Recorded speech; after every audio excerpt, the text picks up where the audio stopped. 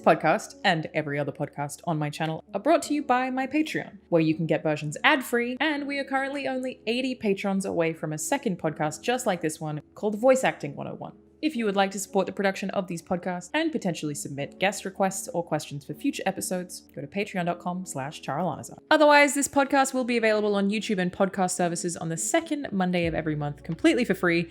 This one is publishing on the third day of this month, I'm aware, but going forward, it will be the second Monday of every month.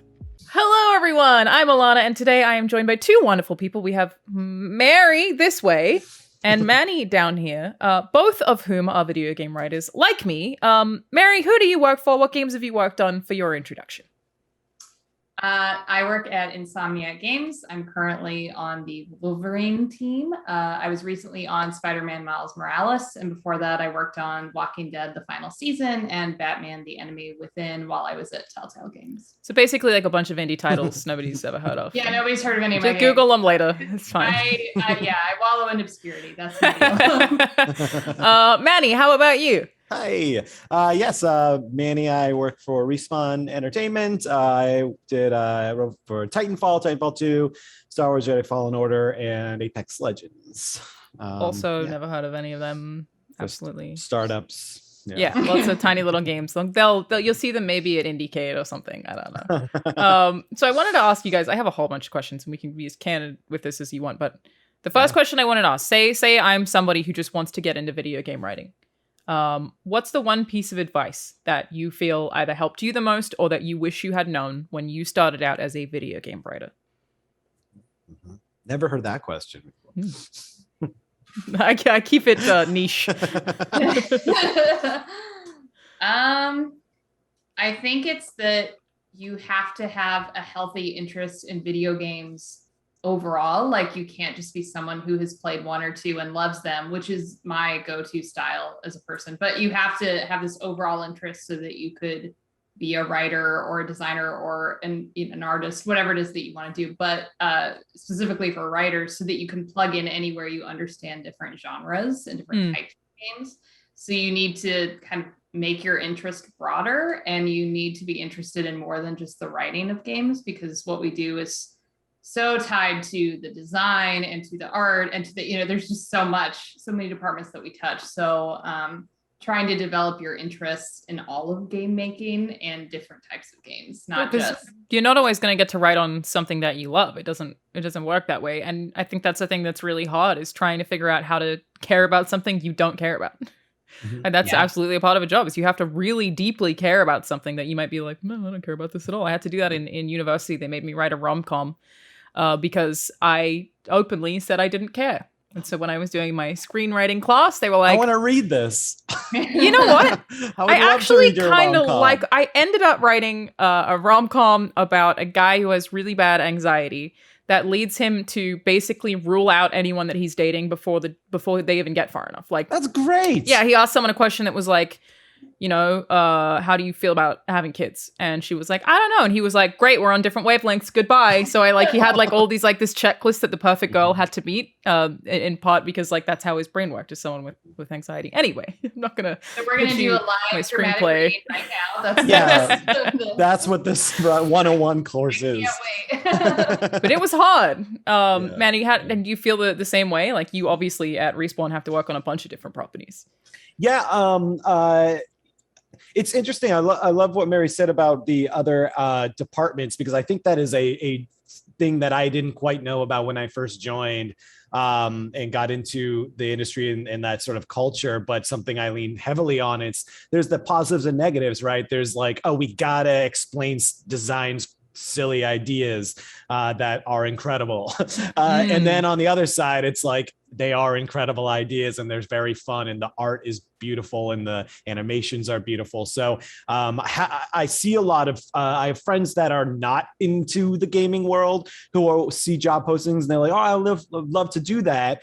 And although I know they're really great writers, I look at the people who follow us online who will ask the question, how do you get into game writing? And I know they follow us because we are in the gaming industry. And I'm like, you're already so far ahead of my friend who is a very a good writer for TV and film, because I think you understand a bit more stuff in regards to gaming that my friend may not understand, or my friend might think that it's just pop in, write a couple of scenes, and then you're good, and then you leave. Whereas it's really like you're built into this world. You're trying to develop and grow and create your niche. You're trying to create your sort of like career path out of it. I want to be a video game writer. It's not just I want to just write for this for a minute and then write for that for a minute, which I don't know. People can do sometimes, but it is a lot more actively cross departmental in that you do actively often work with design. Like at the same time you're working on one thing, whereas any of the writers' rooms that I have done that pertain to animation or TV don't work that way at all. It is the writer's in a room and then you hand it off to somebody else who figures everything out, whereas video games are constantly collaborative from the jump. So that's also probably a skill. It's like you have to be able to work with other teams. You have to be okay with no. I imagine on a property like Star Wars, not that Marvel's any different either, to be fair, that you have to like adhere to loads of rules. And it's like, I mean, Santa Monica Studio has a ton of lore, but thankfully there's no like higher Disney god being like, no, Thor must be thin. We don't have to worry about that. That was definitely challenging, but I didn't have to deal with that too much. I think Aaron Contreras and like Stig were the ones who were dealing with Lucasfilm and Megan Fausti when they were working on that. I didn't have to talk to Lucasfilm that much. What I ended up writing did get notes from them, but there wasn't like game stoppers because a lot of the flags have been planted and agreed upon from Lucasfilm. So that was really kind of nice for me, but I can't imagine how it was for them and whatever you go through with Marvel. I don't know if you do or don't. I would say my experience with Marvel has been great because most of it is just we go to them and say, we have this idea, we're interested in these themes, here are the comics that we've read, these are the things that we're interested in, and they say, great, here's 18 other recommendations. Here's a behind the scenes look. Do you want to talk to the person that wrote it? It really that's is awesome. Yeah. It's kind of it's just a two-way street that's like having another set of leads in a way that's just, you're just talking to more people about your ideas. It really hasn't, it is not so much the, seeking out the rubber stamp or like the hammer of God coming down to like, you can't do this in your script. It's much more, we all want to make something really cool. So what are our ideas? What is your deep knowledge? What do you know about fans? What do we know about fans? And just kind of a knowledge share. But I really enjoyed it. I think the collaboration note is a really important one, especially in AAA. I'm teaching a narrative design class for the first time ever. Cool. And a big thing that I keep like hammering is like, if you don't want to work closely with other people, that's fine, but AAA is not going to be it. Like that's not going to work for you because we are constantly talking all the time. We're in meetings all the time. You need to get people excited about your ideas. You need to get excited about other people's ideas. It's so important. Games are too big to be one person in a room writing all those scripts. Like it's just not going to work. I think at every job that I've had as a writer, which totally applies to my current job, I've had to block out time on my calendar to not have meetings, which seems like such a funny thing that you have to do, that it just totally is a reality. It's like, you don't just sit in your apartment and write all day. It's mostly meetings, and you have to be like, I need this 2 hours to be undisturbed so I can write. You have to wrangle that away from people. And I mean, it's a lot of fun, but that's definitely a reality. It's like, yeah, you could be hired as a writer, but you won't write all the time. You'll spend a lot of time talking to people. And Zoom pandemic makes it harder because Zoom is so easily accessible. I would say maybe at least for my experience, it's like, oh, can you talk right now? Or can you talk right now? Like I'm finding like by Zoom, I have no excuse to not show up to the meeting because I'm here. It's like, oh, I forgot it. I was in my office in another meeting or something like that when I was in the office. But now it's like, just click the link. Yep. Or somebody just calls you and you're like, oh, shit. Like I'm technically on the clock. I have to answer this. Yeah, it's definitely a thing. And it's like, it's hard to figure out that work-life balance, but that I feel like probably just pertains to this year, which somehow isn't 2020 anymore. I'm still recovering from the fact that it's almost 2022. But I was also going to ask, you guys both have worked on huge, very popular IPs. Where do you actually start? Like, what is the beginning of writing a Star Wars or writing a Spider-Man? Like, where do you even begin? Do you want to go first, Manny? Or I haven't worked on a big IP from the beginning necessarily. For Fallen Order, I was doing Apex and Fallen Order at the same time. because I wanted to, because I was asked to help out on Fallen Order while I was doing Apex. And at the time I was one of 2 writers for Apex. And, but I still really was like, oh, I want to write Star Wars. That's super cool. So when I did finally come on board for Star Wars, it was already, like I mentioned, a You had work had already begun. been gone through. Yeah. I was giving notes on stuff. So, that was nice to see that journey and be a part of that. But for the most part, I had no ownership of it. So I was just kind of helping until I was actually brought on board to write scenes. And even then, like, there was a lot of stuff, like flags put in place, but it was not like start from the ground up type of situation. Yeah. But there were storylines that I wanted to grab a hold of and carry to the finish line. And like the relationship between Cal and BD1, and then like and the story and Grease's character storyline, like stuff like that I was like super gravitated towards, that hadn't had a lot of work done. So it was mostly like I would write a 1-page bio of, or just one sheeter of like, hey, here's how I think like Cal and BD1 can work when they first meet, what BD1's story is, what could happen to him. And in the game is that he has his sort of memories are replaced by these logs from his previous owner. So he doesn't know that these logs are talking to BD1 throughout the journey until this climactic moment where he finally gets to understand what he did. Yeah, sorry, spoilers. But that sort of journey in a 1-pager, I was like, hey, this is a cool idea. And I passed it off to Aaron and Stig and Megan, and then they pass off to Lucasfilm, and then it comes back and everything gets approved. And now we actually have to do the thing. And it's like, how the hell do we do that? Well, I would die for BD1. So you did a great job. I would too. Megan was a big part of that as well. We were both very much in love with BD1. And he's adorable. Very cute. Still upset there's no action figure, actually. I have the, I have the pop toy. But that's they had a pop vinyl. I mean, I have Cal's lightsaber, which is also awesome. Oh, yeah, super from cool. Disneyland, right? Or no. It was a press thing. Yeah. Ooh, nice. I had to fight for that one though. I was like, how many do you have? We want in these. But Mary, how about you? Like, where do you? Oh my God, that's such a long cable he has. That is. I did not expect you to be able to get that far.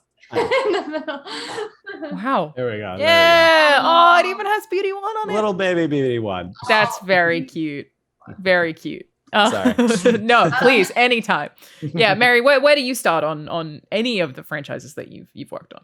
Yeah, so I mean, the internet is my friend. I usually start with just your basic Google search of like, okay, what are considered the iconic comics or movies or whatever for this character, and just inhale all of those as quickly as I can and read all of the iconic books, read all of the iconic, watch the movies, watch whatever I can. It is time for an ad break, which is one that I actually really personally am quite invested in. But of course, if you want to skip ads, you can do so by subscribing to Patreon. So I wanted to take the opportunity to tell you all about the Video Game Accessibility Awards delivered by Pizza Hut. This is a show that I personally produce and write and direct and put a whole lot of time and love into, now with the help of a whole bunch of other people. Of course, the show is proudly featuring able gamers. Steve Spawn is my partner in all of this, helps me make every decision, and has been so important to the creation of the show. We are also working with Real Good Touring to help with all of our production needs, and the show this year is sponsored by the lovely people at Pizza Hut.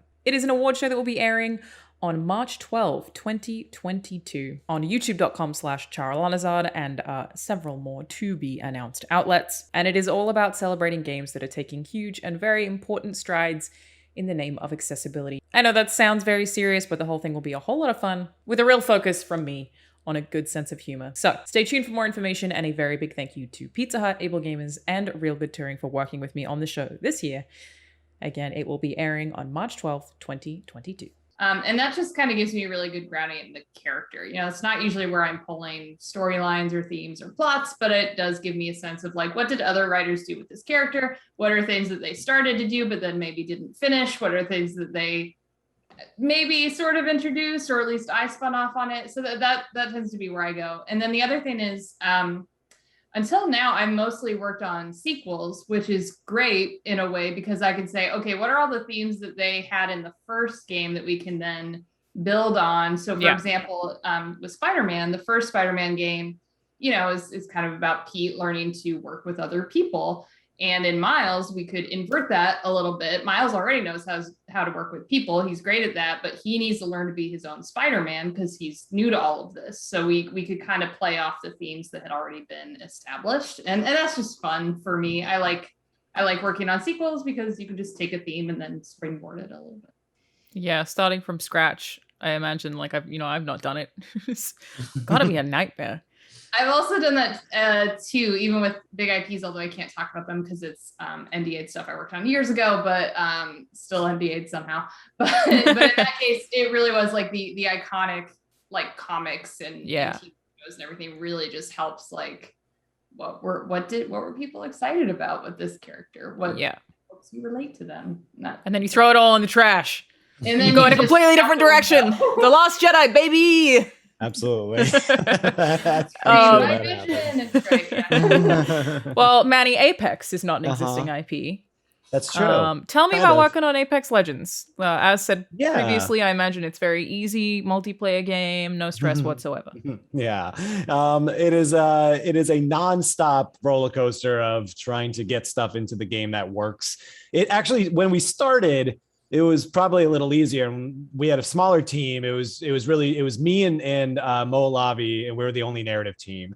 And it was when we had just come off of Titanfall 2 and we're trying to explore what new stuff we want to do while our multiplayer team started building on a battle royale. And that's when we kind of played it and realized how fun it is. But the best thing is that we wanted to fit that into the world of Titanfall. So it kind of is an existing IP, but it was an existing IP that we created. So still, it had actually been leaked to me, funnily enough. Apex had been leaked to me. Yeah, by somebody we went at pretty EA far without it as Titanfall 3.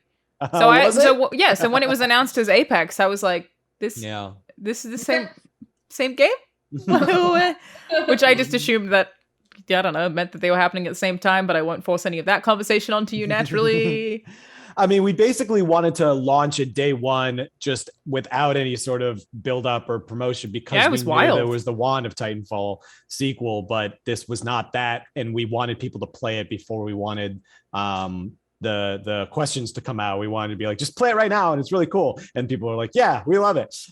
So that was kind of like what we sort of worked on. But that's a really good idea, actually, because you're right, because people would have been like, you're making a battle royale instead of Titanfall, but then they played it. And now, I mean, it's my favorite battle royale. I love it. Oh, nice. I'm only saying that because you're here. I know. I assume. And I thank you either way. But story-wise, that basically made us need to create characters and create this lore and build this world that is in the world Titanfall, connected to it, but isn't the same toys that you would get in a multiplayer for Titanfall. So that's when we started developing actual characters. At first, we were calling our characters classes, and that was like the biggest problem I had at the beginning, was that the reason why I'm here is so I can be a writer and write stories, and I'm writing a single player story, and that's what I did for Titanfall, and that was my expectation moving forward. And when that changed to battle royale, I was like, man, I didn't really do anything for the multiplayer for Titanfall, so how is story and writing gonna work in this, like a battle royale game? And were you guys the first to do it, to have a story focused battle royale? I think you might have been. I'll say that we were, so. But as I think, unless there's something we don't know. We didn't have anything to lean on. It's possible.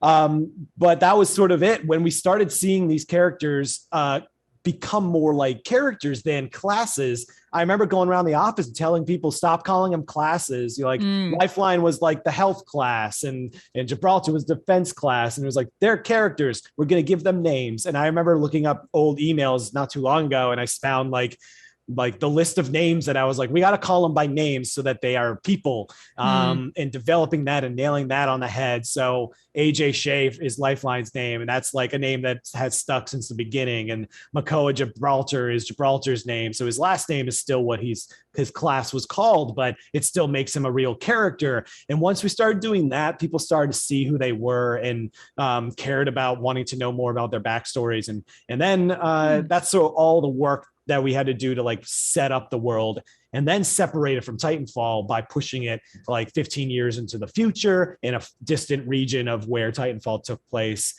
And then I had to create the lore that separated the two, like this thing that was, not to get too deep into it, but I had to say like it was the blackout so that we don't know about the war of Titanfall. It keeps it kind of open-ended. And now we're exploring that through our characters' voices. And that is really the key overall for Apex, is that everything story-wise, everything, every explanation, every thing that's connected to a story or the narrative, it's all told through the lens of the character. And that means we're not explaining why there are multiple bloodhounds in a match, because it's a video game. But if we were to explore it, we'd explore it through the lens of a character and how they feel about it and stuff like that. So every time we do choose to explain something, we do it through the lens of the character, and that helps us push narrative even more into Apex because you care about these characters. They have points of view. So sorry, I'm talking a lot. So that's super interesting. Yeah. I can't even imagine. Royale, so that I'm like, oh, tell me more. Yeah. So with a game like that has constant updates or near constant updates, it seems like, how do you, as a writer, how do you keep up with that? Yeah. So it takes about a year to a year and a half to create one character from the creation, the ID, and building. So wild. That. And it's exactly what we were talking about earlier, is that it's the collaborative thing that really comes into play, because we're not just a writer coming up with a character and being like, there it is, good luck. We are coming up with the character alongside the design of what the prototype of the abilities are. One of my favorite things about any facet of video game writing that I've ever done, I've even done like really tiny bits of consulting, is writing something and then seeing what an artist makes of it. Every single time that I've ever been like, oh, it's art day, I'm like, oh, and then you see what somebody else made and they made what you wrote way cooler, and then you take that and you make it even better, and then it's just everybody's doing cool shit on top of it to inspire each other. Totally, it's awesome. And that's what happens. Like they'll say something and then they'll other people and other ideas, and then animation will come back with some sort of cool thing. And it's like, well, I never even thought about that for that character. Let me build that into the story a bit more. You know, we start finding out what our fantasy is of the character, what the direction of their personality is, what they care about, why are they fighting in the games, which is key. And our big, we are very much care about the diversity and inclusion and finding ways to get that in, and work with all designers and artists to find the best version of that character possible, which we care a lot about it. So that's why it takes so long. And then auditions and finding the right actor that fits the role. And we go through rounds and rounds of that, all while simultaneously writing new lines of dialogue for every season. Now we're at like thousands of lines of dialogue per round, not per character, like 100 or lines per character, something like that. And then ways to tell story in game with our conditional dialogue, which is the unique dialogue between two characters that changes every season here and there. And then we have like comics for social media that we work with incredible community artists on. We write the lore videos that tell the story of the brand new character. We write the gameplay trailers with our marketing team, and our launch trailers that have story in them. And then just anything we can do to keep trying to innovate and find new ways to get story and get people to keep caring about these characters, while also changing them along the way. There's been reveals, there's been, tweaks, there's been relationships, there's been breakups, there's been, friendships, there's been all kinds of stuff. So it's really fun and exciting, but it's just nonstop roller coaster. We got to do work every 3 months. How, and Mary, I feel like this probably applies to you as well with Telltale. How does it feel to write something or certain lines of dialogue that someone isn't going to see? Like in the case of Apex, it would be if they played a different season, they don't have context of something that would have happened prior, would have been said prior.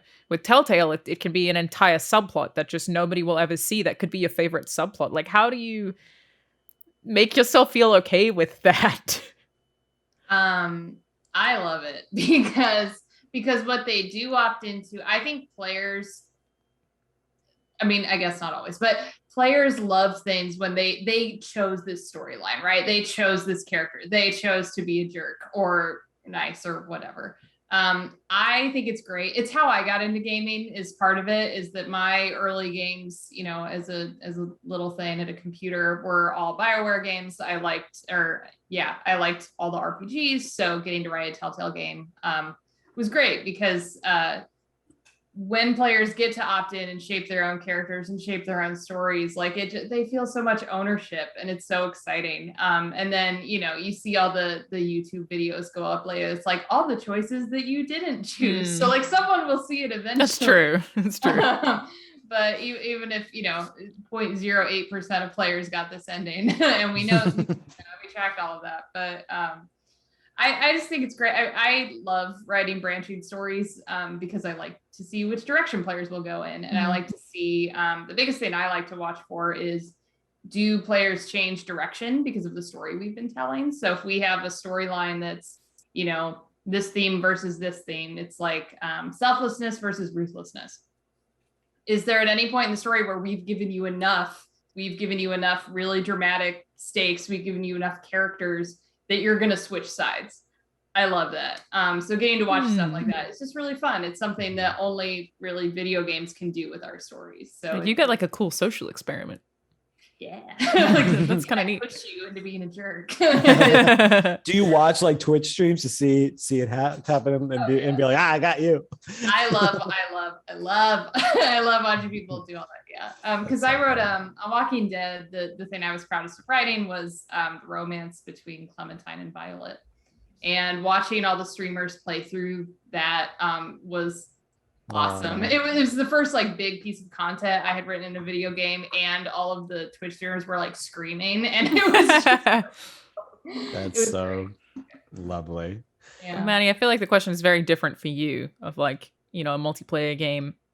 I don't even know how you approach potentially someone having missed a season and thus missing a story, or if they don't see like the little shorts that you guys put out, which I love. Then how do you approach knowledge for new players who could jump in at any point in time with nothing? Yeah, no, I mean, that's definitely a good question, and it's something that we're trying to get better at and navigate.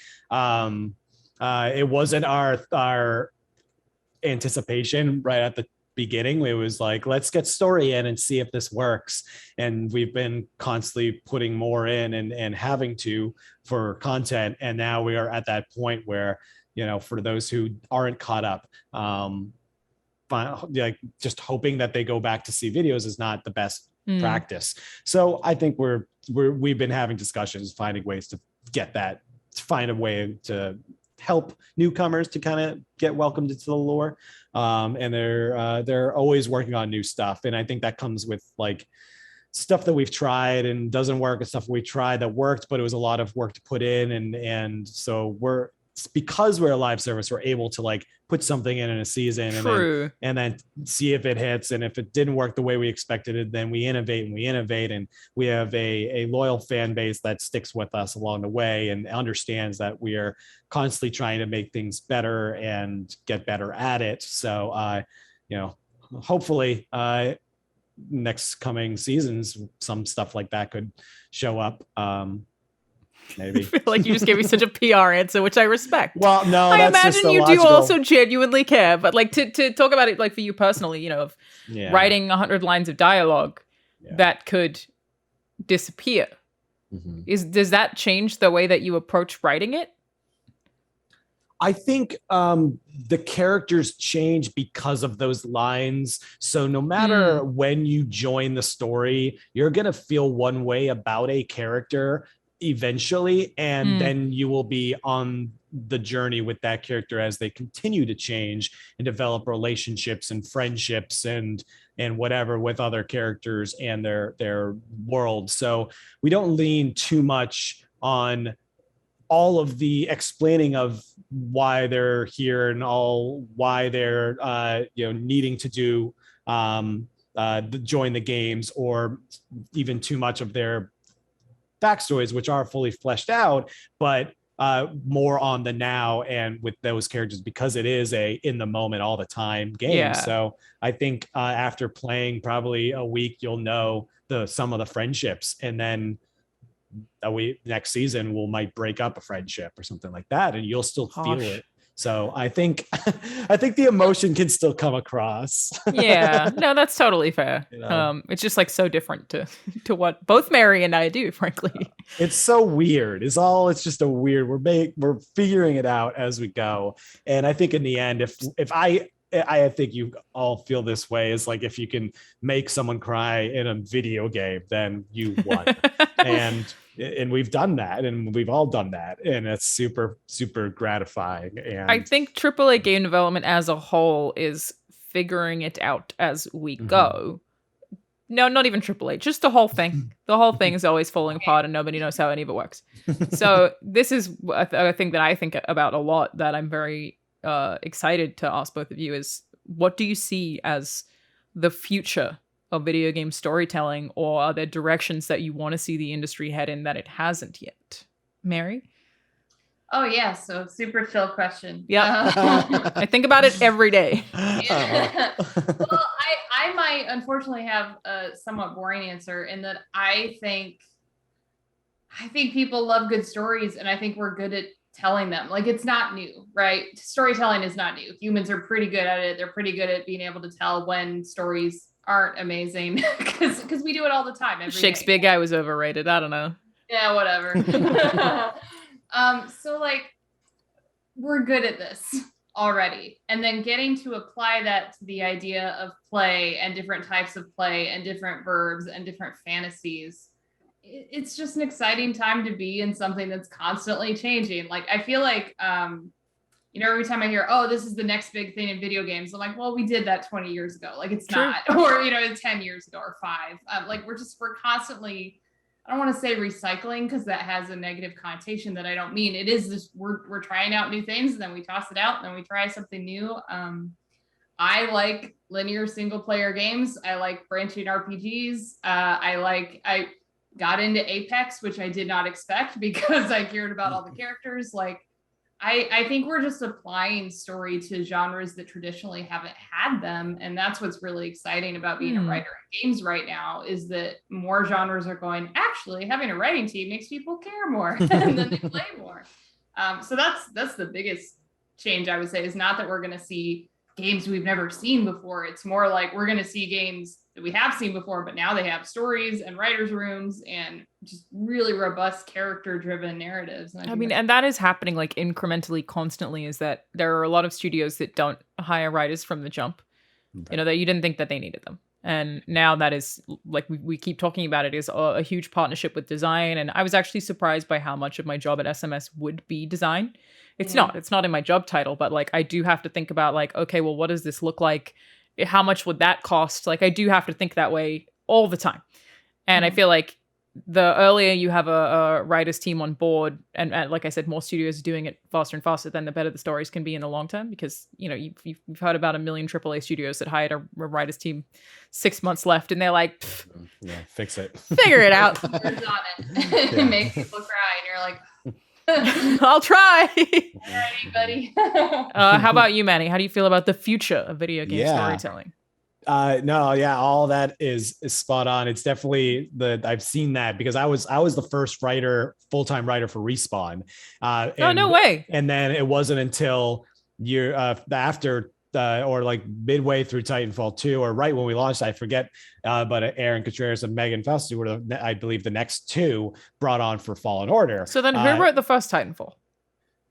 Me and Steve Fukuda and my old mentor Jesse Stern, but Jesse and I were on contract. We were not full time. Jesse was never full time, and on Titanfall 2, I was brought on with Steve Fukuda, who was the game director, just to help out. And then I was contract for Titanfall 2. I wasn't even full time at that point. And then whatever, we were trying to figure out how I could stay at the company. I ended up writing my own job description so that they could hire a full-time writer for the company, which is so wild now because we have like an incredible amount of writers at the company for all the different projects, and with Vancouver Respawn bringing on their writers, and it just looks like nothing but like there's a mind of creative genius, and it's so cool to see that grow and feel like everyone respects what writers and writers respect their collaboration with the other departments. Yeah. And so like Mary said, like I think the future of gaming, writing for games should be better than it is now, and it should always get better. Like if it's just going to do the same, then why are we trying, you know?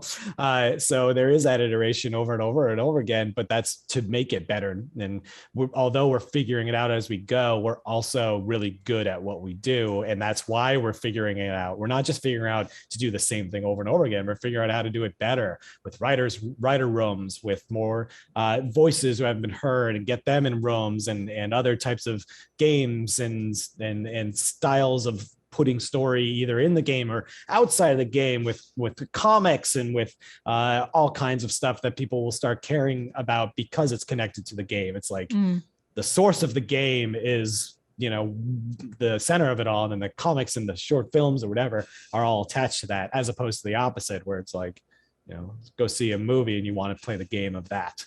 Yeah, so I'm such a huge fan of the way that we can tell stories in video games. I mean, that's such a bland way of phrasing that, but you know, the ability to offer empathy in video games is virtually unparalleled. And I'm on the board of an organization called Checkpoint, which is focused on exploring the relationship between mental health and video games. And I reached out to the founder, Jen, who's wonderful, about the relationship between, it was actually around Detroit Become Human. It was being criticized for depicting domestic violence. I think it's actually child abuse in that game, which is a pretty serious theme. And so I reached out to her and ended up talking to a number of doctors about it as well. I still worked at IGN. And the consensus was generally, as long as this doesn't cause harm to someone, which obviously they had to do it very delicately, even to a perpetrator, if they were to play this game, somebody who is committing acts of domestic violence, if they were to play a game like this, could potentially feel empathy that they've never seen before because they've never seen what they themselves are doing. And I don't think that that's something that you can necessarily have in films and TV, or even in a book where you can put somebody in the shoes and make them make the decisions and watch the reactions. It's like we have a lot of potentially really positively impactful power through the way that video game storytelling unfolds and you know, the things that you can make the players do. And that's why, like, I'm not scared of horror movies at all. Terrified of horror games. Like real baby about it. Yeah. Yeah, because you're doing it. And I think that opens up so much more creative freedom. Obviously, environmental storytelling, you know, that's a thing that you can't necessarily do in any other medium without forcing a camera on something, which does it make it environmental storytelling? That kind of makes it exposition. I just feel like we have so much creativity that I always think we haven't seen everything yet. You know, there are things that we do amazingly well. I also love BioWare games. I'd be surprised if many people didn't and have such a soft spot for them. But I feel like that one of the beautiful things about video games is that we don't actually know how far we can go because the hardware is just not even, we're limited. We genuinely don't know. You could potentially have a full New York City with 1 million NPCs in it at some point. And what can we do with that? I have no idea. Let's find out in 50 years. See who makes it first and who can figure out how to do it without spending too much money. And I just feel like that's so exciting and so cool. Like knowing how limited we are right now versus what we will be able to do because of the limitless technology that is at our disposal. It's just super exciting. I'm like, I'm just a very big fan of video game storytelling. So to jump directly off of that, can I ask you both, what do you think is the best video game story? I want to say ever written, but I don't like the way I'm phrasing that. That's too boxed in. You tell me, what's your favorite video game story? Or what do you think is the best and why? Wow. Super rude, I know. Softball question after softball question. I know. I like to keep my guests relaxed here. Yeah. Should feel like a vacation. Yeah. Our favorite or what we think is the best? I kind of want you to give me both. Okay. Because they are two different things. Mm-hmm, mm-hmm. I would nominate Hellblade as being very high up there. Hellblade's definitely like my top 5, yep. Not top 3. It's so beautifully written, in addition to being beautifully designed. It's just beautiful. Whatever, it's great. I think Portal 2 is probably the best game ever made, and I stand by that with the story as well. But I'm now realizing I don't even have an answer to my own question. I feel like I would submit Hellblade as best currently, just in terms of how well the story and the design do go together. And before the game came out, people not knowing what happened if you died in that game made it extra exciting in terms of like this tension in gameplay that was delivered by the narrative I thought was very good. Yeah. I would put What Remains of Edith Finch in there too. Same thing, that the mechanics unique to each character, the storytelling of each character, the theme was really strong. It's beautifully written. And almost no cutscenes. It is stories told through gameplay, which is hard to do and something I really love. Right. Yeah. And I like that they leaned into those unique mechanics. Like none of them were, it's not these complex systems or anything, but it's more than a walking sim. It's walking in, doing all these other things. Doesn't one of them have you just like cut fish? Yeah. That is the thing, right? I'm like forgetting what they all are. And it wrecked my life. So they did a great job. That was one of the most depressing ones. I remember the bath. I remember the one that looks like a horror. It's like, yeah, it was a good game. Got me really good. Yeah. The swinging back and forth. Yeah. You turn into a cat at one point. Yeah, there's a lot going on there. There's a lot happening. Yeah, it was not simple. I'm just like looking at a gameplay trailer now and being like, oh man, yeah, I forgot about that too. Yeah. Yeah, it's super creative. It's probably kind of a basic answer or like an answer that you've heard a million times, but like I still reference The Last of Us constantly. Not necessarily even in my day-to-day work, but when like I said, I'm teaching this narrative design class and it comes up constantly of just like lessons that they learn, things that we could build on, things, there's a lot of good stuff in there to learn from. So I'll toss that one in the ring. And how much of a risk that was for Naughty Dog as well. Like it was so different for making so different. I wonder what that pitch meeting looked like. For them to be like, here's what we're making and it's gritty. And they're like, no, you're the Crash Bandicoot studio. What are you doing? How are we going to market this? And they were like, in zombies. And they're like, no. And it's just so different. Like for them to even take that leap and for it to pay off that well. I mean, I fully think that is one of the best video game endings we've ever had. And I know Neil, I think, says he doesn't care if people hate it, doesn't care if people love it. He just doesn't want people to not care. He doesn't want indifference. And like, totally. I don't think you got indifference from that ending no matter what. Like people, it means a lot, the ending of that game, for sure. I have a personal relationship to, when I tried to explain to my family that I was going to be a video game writer, of course, they were like, they're going to be a what? A who? What is that? So I showed them the opening of The Last of Us. Like, really? A clip on YouTube. Video game. And they were like, oh my God, I didn't know video games did that. Because that's so smart. That's a really good idea. Yeah. Manny, I'm not letting you off the hook though. What's your answer? I mean, it's not an easy answer for me because my stories gravitate more towards TV and film when I do references in rooms than other games. Got a lot of those in our writers' rooms too. I have a list of movies I've had to catch up on. Yeah. But something I thought was really cool was Half-Life Alyx, because what I liked was that it gave me a character that I knew and did kind of care about without knowing that I wanted to be that person, but also putting me in a world where I felt okay not having some of the journey that I wasn't getting over the past Half-Lives that I had gone through. And it just kind of dropped me in the middle of this. And I gave a shit about everything kind of right away. And then it had this sweet just journey of relationship between her and her father, and where that goes to with the ending and the choices that she makes just made me like, I don't know. It was just something interesting when I was playing that I stopped caring that I cared so much about the other games, and I felt like this was like all I cared about. And I thought that was somehow, just looking at that, I'm like, that seemed weird of a choice to kind of have to say that, to be like, we're gonna do this game without Gordon Freeman and without the concluding what we had just gone through all before, and just start something fresh. It really got robbed because of the platform, and that not a lot of people spoke about it. I was really surprised it didn't get Game of the Year nominations across the board, but I bought an Oculus just for it. I love Oculus. I'm such a fan. It's so good. And it is really, really good. And I've actually not finished it. I really should go back and finish it. Oh, so yeah. Thank you for not spoiling it. I appreciate it. Yeah, it's fun journey.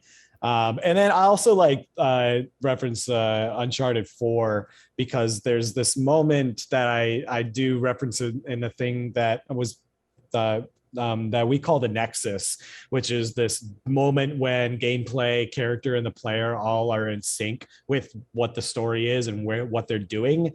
And I always reference that moment where Nathan Drake is in the attic and he's just bored and he's just playing with a toy, and right when he picks up the toy, the music kicks on and it's like feels like you're in a combat situation, but you're in an attic and you're just playing with a toy gun and shooting targets, and it's gameplay fun, like, yeah, this is how I shoot.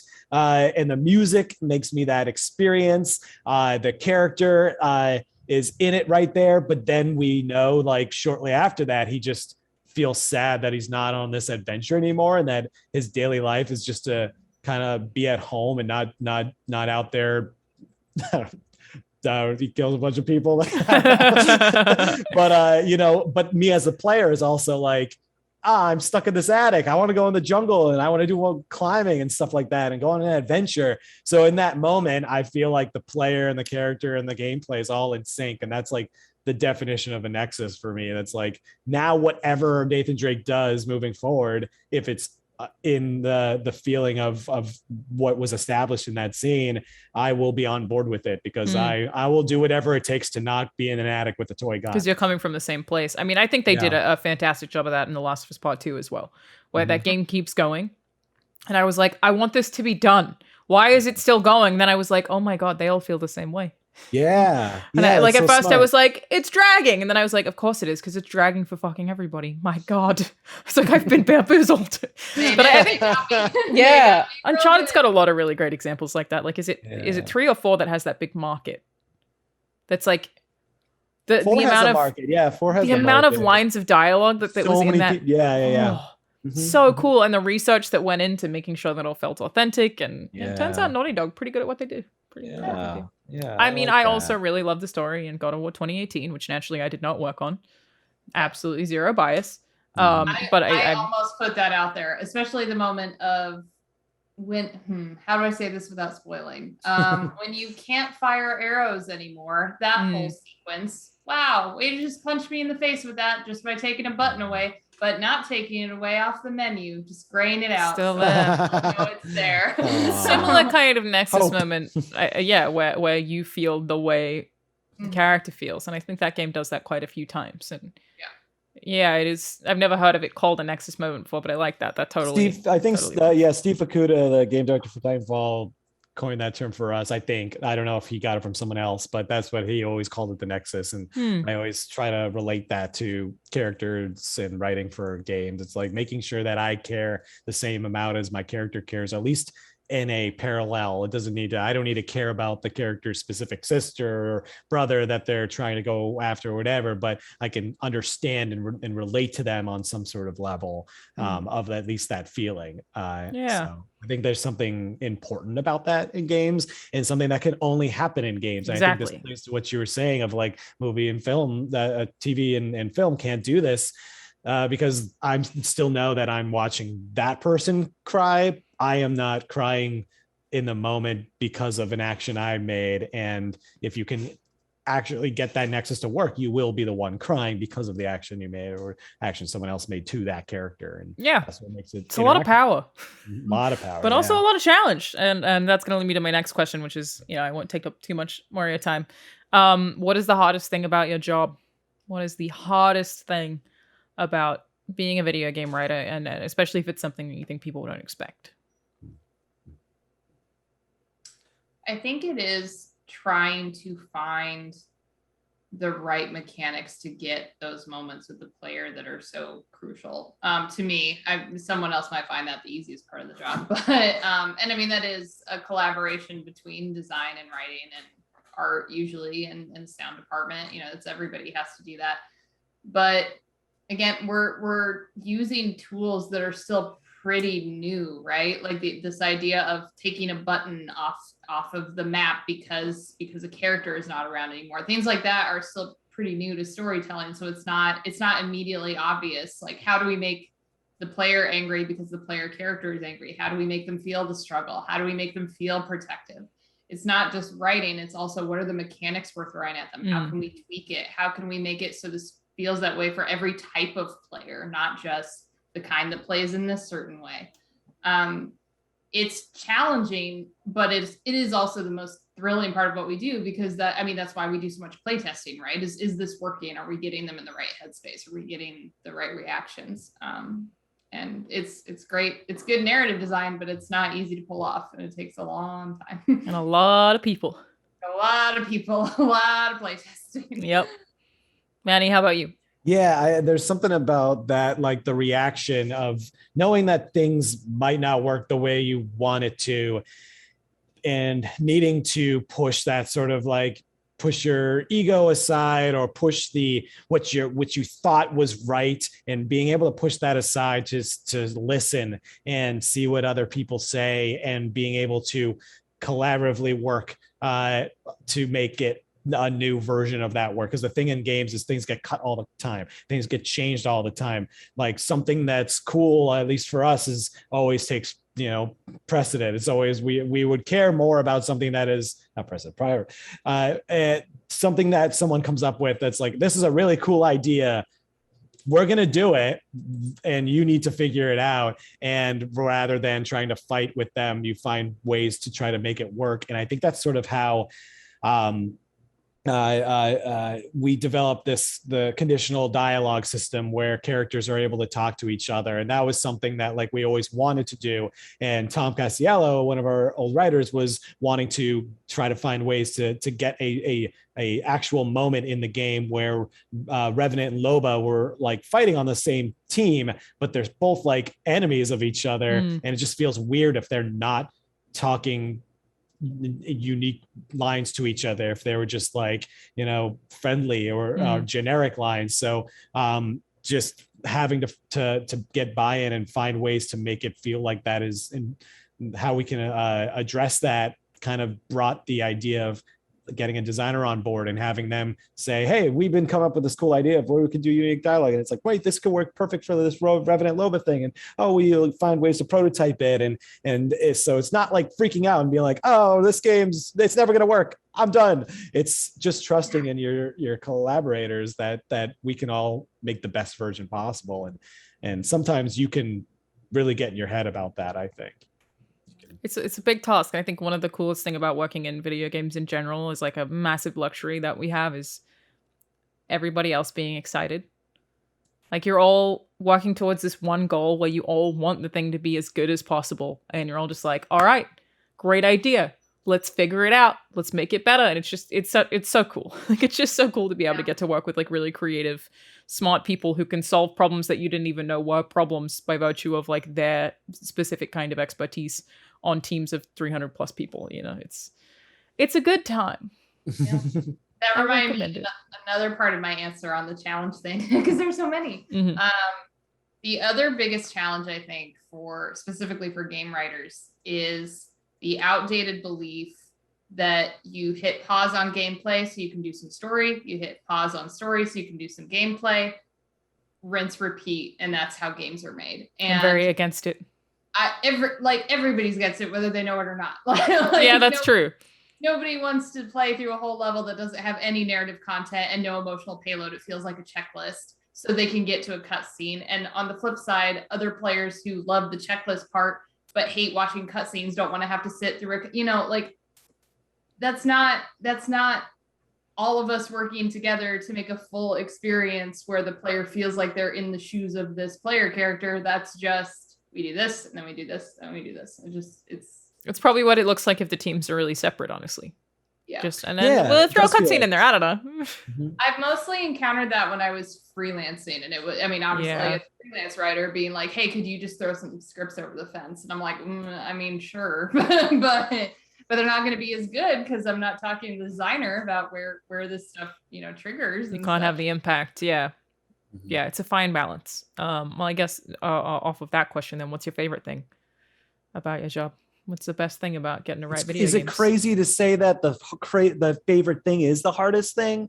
Because I think that's where I find that our cool, innovative, and amazing ideas come out of those challenges that totally knock us down. Because I feel like that's some of the greatest stuff that we've come up with has come from an example here is we were testing out like a PvE, and we did this whole PvE thing where we're collecting, they're separate from the BR, and it was this broken ghost story that we had with like these chapters, and it felt really cool, and there was a lot of work put into it, but we were starting to get the story going, and then we weren't able to continue PvE because of how much work that went into it. It wouldn't be something we'd be able to pull off every single season, but we had these storylines set up, and because the PvE aspect changed after we had already launched the first version, we had to find a way to conclude it.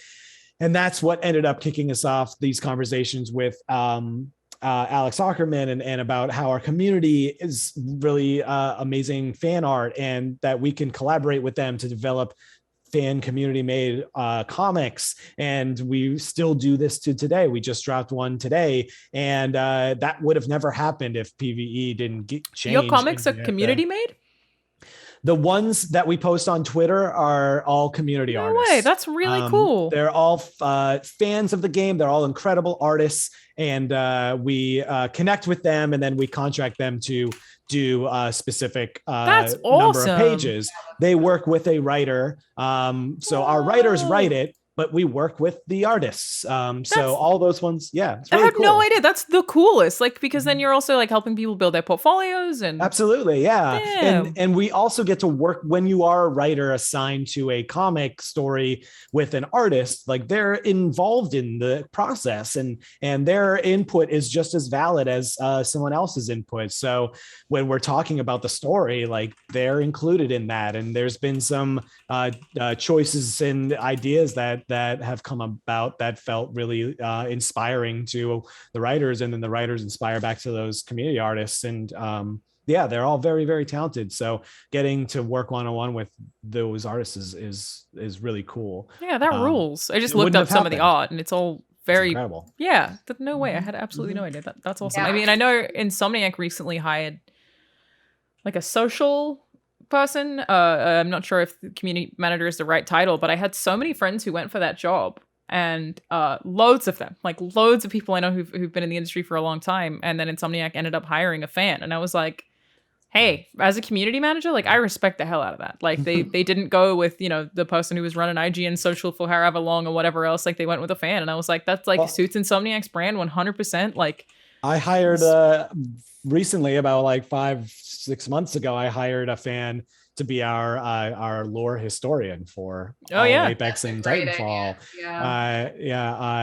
David Bartle, aka Frozen Fro, was our person who just kept tweeting every day about all the lore that we've had, and was running the Apex lore subreddit. And when we were getting to the point where we needed to start having some help, grabbing all the lore of all the stuff that we have, we ended up bringing him on board to help with our narrative archivist. I could have a whole separate podcast conversation about that. Is that we are currently trying to hire an associate archivist, which is it's just such a task that before working at a AAA studio I wouldn't have known that you needed, is somebody who can compile everything and tell you where everything is and pull the correct version of the thing and like give you like. It's amazing that anybody functions without an archivist. Like for any big property, it's wild. I don't know how we did it. Now we have two. We have Yona Gerber and David, and they both are. I don't know how we did it without them. It's huge. It's wild. Mary, what's your answer to the question of your favorite thing? My favorite thing, couple things that are all connected. The first is when a script finally works. Like you've been trying to get this cinematic or this gameplay script or whatever, and it doesn't feel good. It's not working. It's not great. And it finally comes together, and you show it to the rest of the team and they like it. That's just, I did it finally. Another one is when a scene that I've written, when the music goes in. Yeah. It always hits me every time. I just, once the scores, like everything else is wonderful. Seeing the actors act it, seeing. I assume you don't talk to the composers. You don't speak with them directly. I don't speak directly to the composer, but I do speak. I mean, I work with the audio department really closely on like the, talking about like mixes and stuff, but the score is usually a surprise. So that's the biggest difference, right? Is that like with everything else, I've at least been around talking to the animators. I was on the PCAP stage. I was talking to the actors. So like I kind of know, but when the score goes in, I haven't heard it yet. So when I see that in the scene for the first time, I usually cry because, you know, I'm going to be sad forever. And the final one is just like, when we announce or when we ship, seeing fans' reactions is legitimate. Like I still watch all of them. I watch them from games I made years ago when I need to pick me up. I watched them when Wolverine was announced. I watched the internet catch on fire, and it was awesome. You caught them on fire. Yeah. Congratulations. I was sitting right here like this. I did that with Ragnarok. I went and watched a bunch of people reacting to the trailer. It was very, very cool. Like, and the thing that got me was the people who recognized everybody's names and like knew who they were. And I was like, oh, you know these people the way I know these people. Like that was just very, very cool to get to see. I look forward to watching people play through it. It's got to be pretty surreal. Ryan Hurst is one of my favorites. So I've never met him, but I'm very excited. Yeah. I love him in everything he's in. Yeah, he's not bad. He's not bad. No, that's all I'll say. Yeah.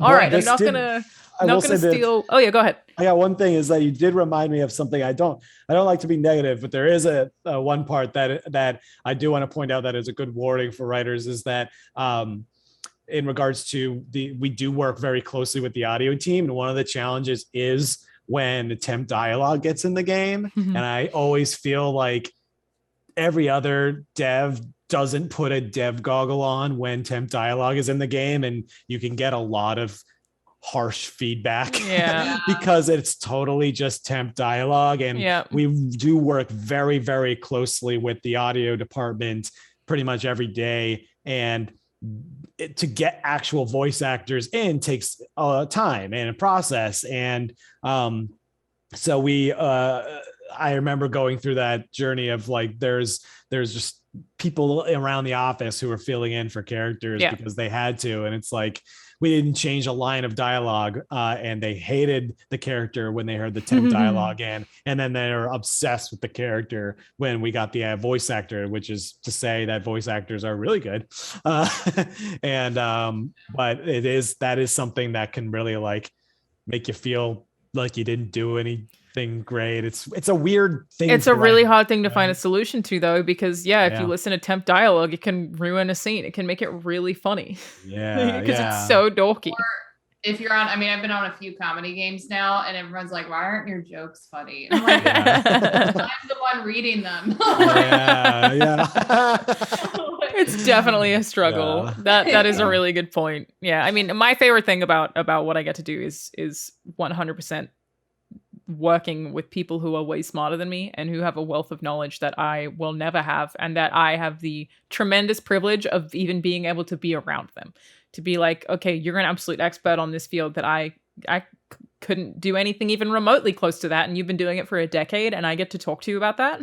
Like I just love like the passion and experience that is just rife like throughout Santa Monica Studio. It's just so many people at the top of their game who are just so smart and who are always willing to answer questions too. Like it's I've never had anyone be like, I don't have time. If I have a question, they're always like, this. I'm like, cool, thank you. And it's just like awesome. Like just being around smart people all the time and being like, I will learn what I can and I will respect that you are so much smarter than me, and I love that for me. It's great.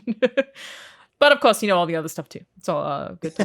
All right. Thank you guys so much for joining me. This is very fun. I could talk to you both for a lot longer, I think. Again, I could talk about Archivists for half an hour. Thank you for joining me. Mary, where can people find you?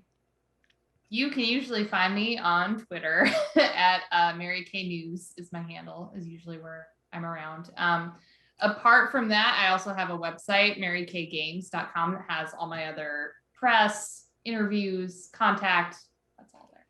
Cool. Manny, how about you?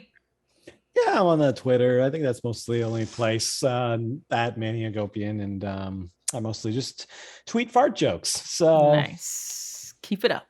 Yeah, that's. I will leave links in the description to both of your Twitters so people can go say hi if they want to. But thank you guys for joining me.